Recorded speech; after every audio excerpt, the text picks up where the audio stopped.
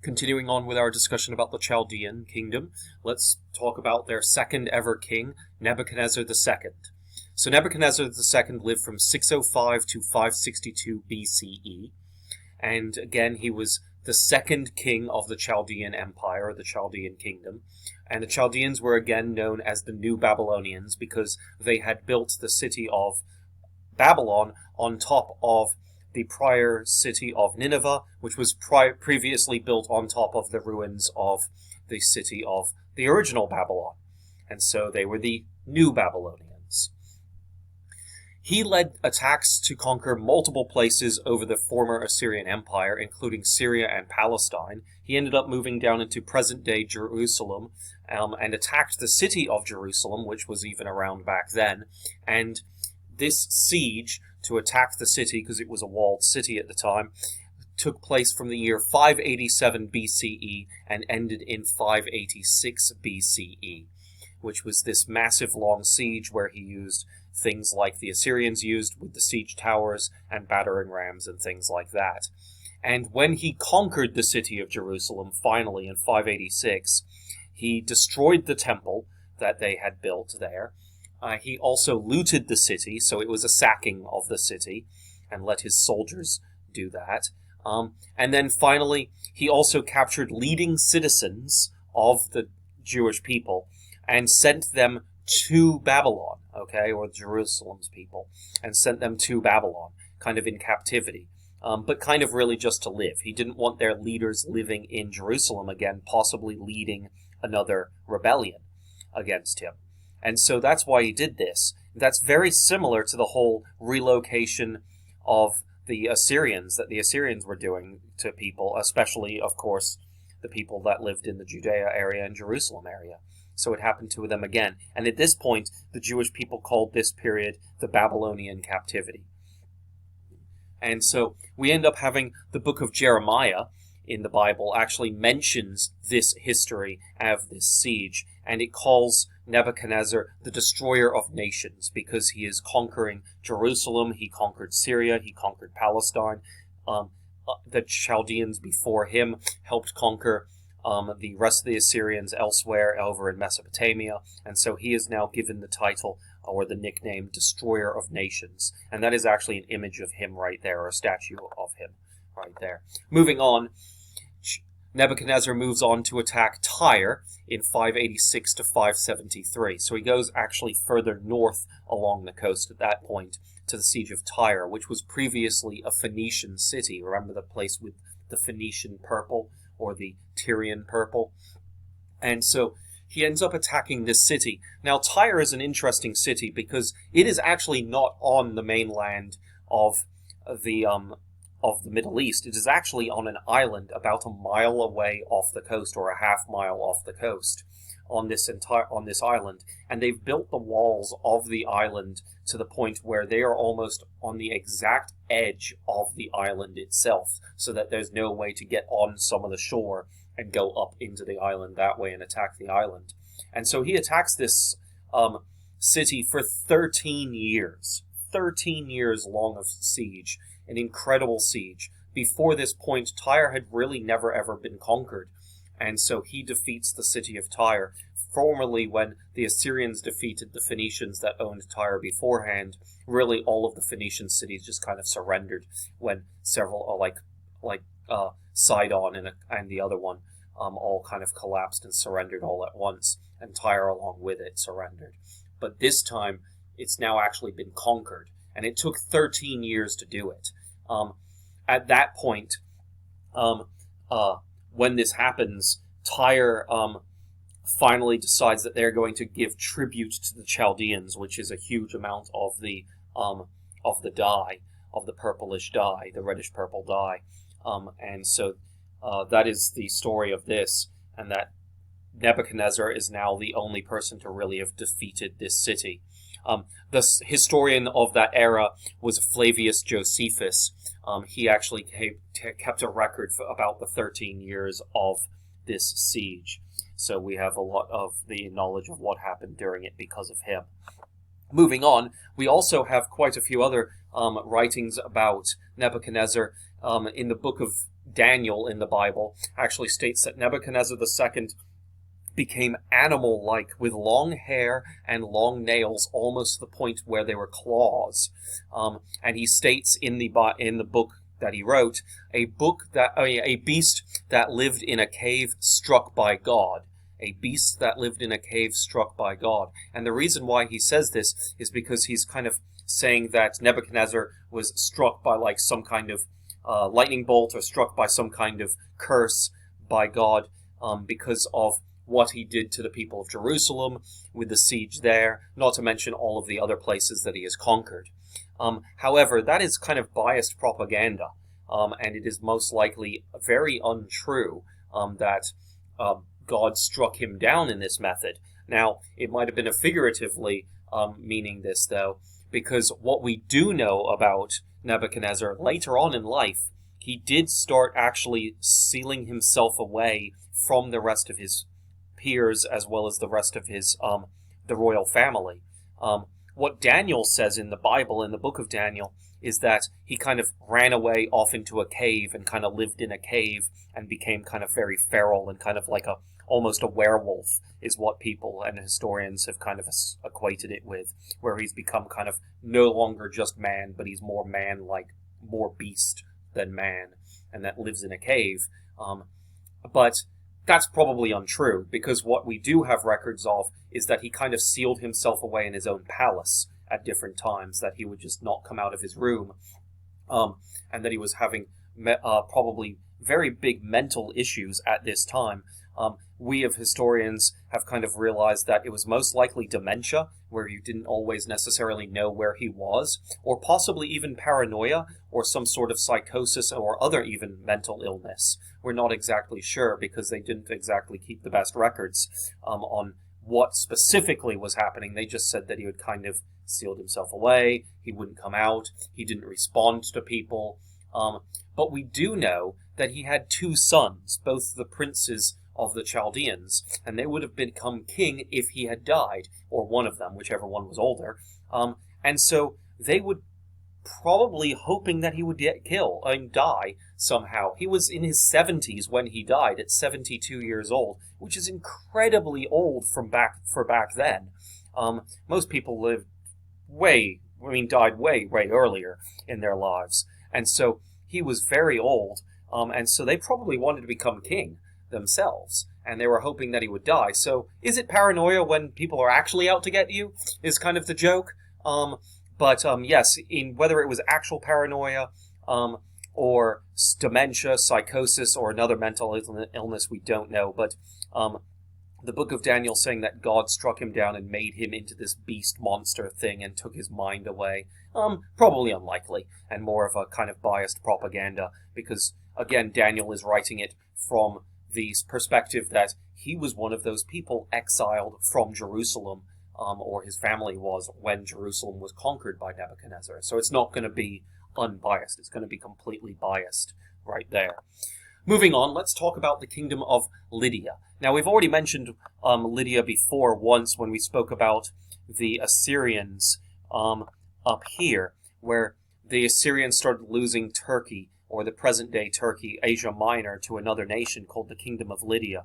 And so that's who we are moving on to right now, which is pictured right here, this blue area right here, that they also ended up taking over parts of it here for a brief time before pushing back.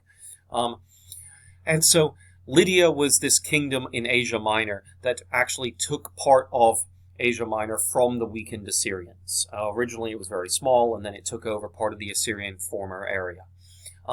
In 546 BCE, the king of Lydia, Croesus of Lydia, started actually using the gold and silver mines throughout Lydia and throughout Asia Minor to his advantage. He became very rich. And he, under his rule, they actually the Lydians introduced the first ever coins to be used. Beforehand, what did they use for money? Well, they didn't have money. They only traded back and forth item for another item. And now at this point, yes, it's an item for an item, but it's money. It's actual coinage. They didn't have paper money back then, just note that as well. This was the first ever use of money of any real type. and this time it was actual coins, and it was gold and silver. And sometimes they were also made of not just gold and silver, but electrum, which is an alloy, very similar to what bronze is. Bronze is an alloy of both tin and copper, okay? Makes bronze. It's a mixture, an alloy is a mixture of two metals. Well, electrum is a mixture of both gold and silver. So we've got silver, we've got gold, and then we've also got electrum, which would have been kind of very similar to looking like this, okay? Now, only the wealthy classes used coins. Almost everybody else was still just trading back and forth for another item, okay? Or an amount of goods or services for an amount of goods or services. This money did not have a denomination. It went off by weight. The weight of the coin was the worthwhile value of such and such else, something else. And of course, silver probably would have been a little bit on the cheap side. Gold would have been the more expensive one, with electrum maybe in the middle, okay, or probably in the middle between the two, because it was made from a bit of each. And so that is what the first ever use of coinage is, and then soon civilizations after this will start also using coinage.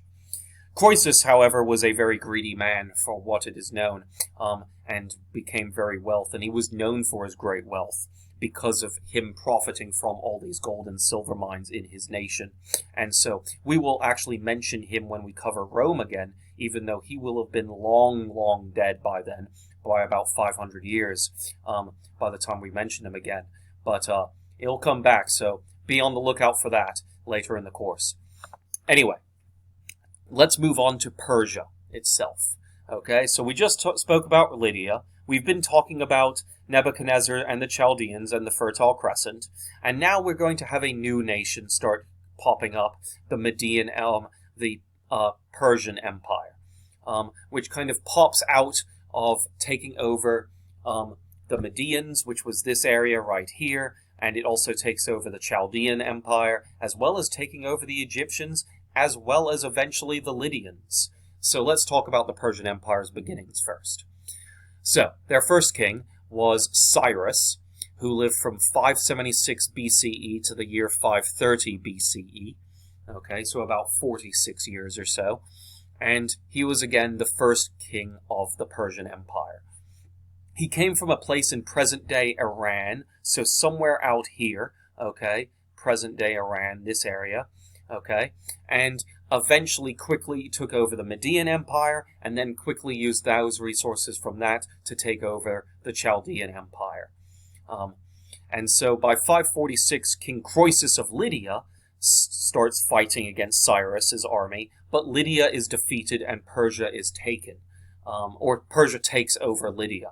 And it's interesting because Croesus actually sought out a oracle, like a fortune teller, to find out what would happen if Lydia were to fight Persia. And the answer by the fortune teller was, a great kingdom will fall. And Croesus took that to mean, oh, that means I'm going to win, right? And so he attacked Persia, and of course Persia ended up defeating him. So the fortune teller was correct. A kingdom did fall. It just happened to be Lydia, the one that Croesus was the leader of, according to popular story, is that all.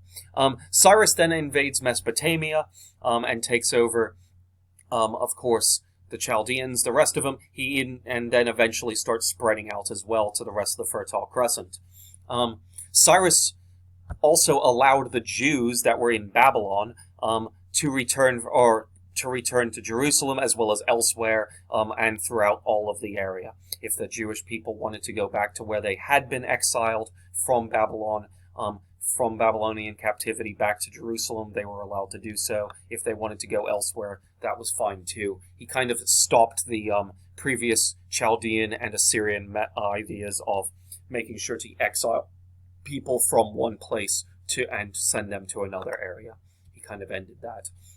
Eventually, Cyrus dies, but his son, his oldest son, Cambyses, becomes king in the year 530, the year that Cyrus dies. And Cambyses rules from 530 to 521 BCE, and is the second king of the Persian Empire. He conquers Egypt for Persia. Beforehand, they only had all of these other colored areas and not these tan areas, but they had these three. And now he conquers Egypt, making Persia the largest empire ever in the world, which is even larger than the previous Assyrian Empire. Now remember, the Assyrian Empire was this area, kind of some of this, and down to here. Persia owns all of this area, and Assyria also controlled Egypt, and now who also owns Egypt? Persia, okay, at this time. So it's even larger to the prior Assyrian Empire. And so how does such an empire this big work? Okay, well, it's very similar to how it worked under the Assyrians, okay, that they had their Pony Express, they had their governors in different areas, and in this case, what it was the satraps, okay? It was called the satraps, as opposed to provincial governors by a different name under the Assyrians. This was the satraps. And these satraps, or a satrap or satrapy, was the governor of a province, okay? A satrapy is the province, and the satrap is the governor, okay? So satrap of a satrapy is a governor of a province. And you can see very closely on this picture all of the different little areas divided up. And eventually they take over part of Thrace, which is in side of Greece. We'll talk about that next lecture in Lecture 5 when we get to Greece. But, so how does this all work? Well, again, it's a satrap is in charge of one of these small areas as a governor, and they almost have complete control over their small area. They're able to raise an army, they're able to have taxes on their own decisions. They would make sure to maintain the roads and things like that for the royal king and for the king. They would report back to him on major affairs, but when it became minor things, day-to-day running, they dealt with all of it. And the people under them in their satrapy would deal with literally everything else. And so the Persian Empire worked very well, despite its massive size, because they communicated, again, with that Pony Express style messenger service that they kind of adopted from the Assyrians. Moving on, let's talk about Zoroastrianism for the last quick bit today. Zoroastrianism was a religion in the Persian Empire, okay? It pops up around the year circa 1600 BCE, so well before the Persian Empire was created in around the year 500 or so, or 570s. But this one pops up in the year 1600, so a long time beforehand.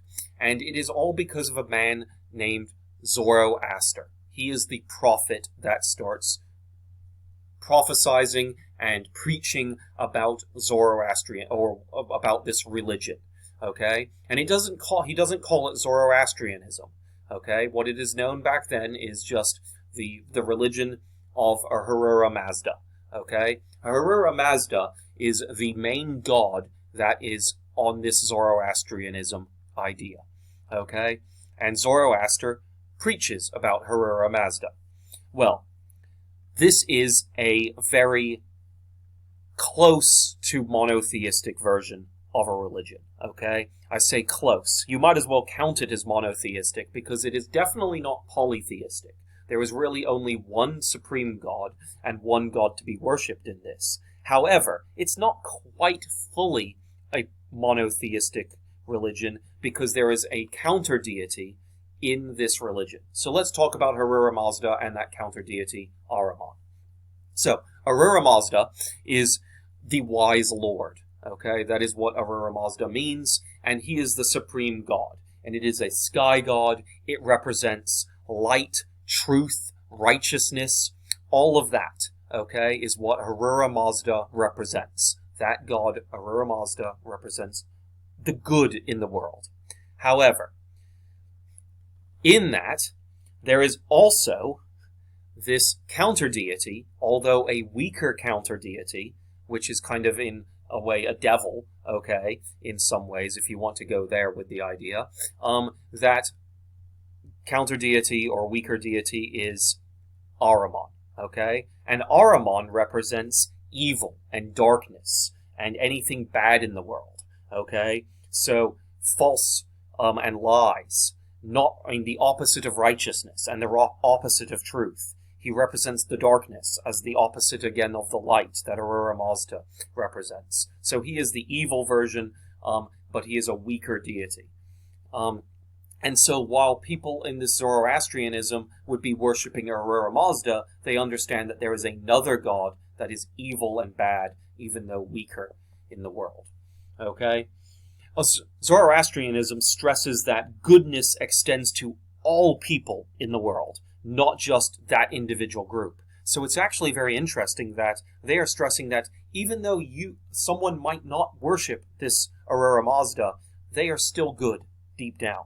It doesn't matter if they don't worship the Zoroastrian faith. It is that that person still is good, okay? And that goodness can extend to them despite their different background of religion. And so this is what this kind of idea is.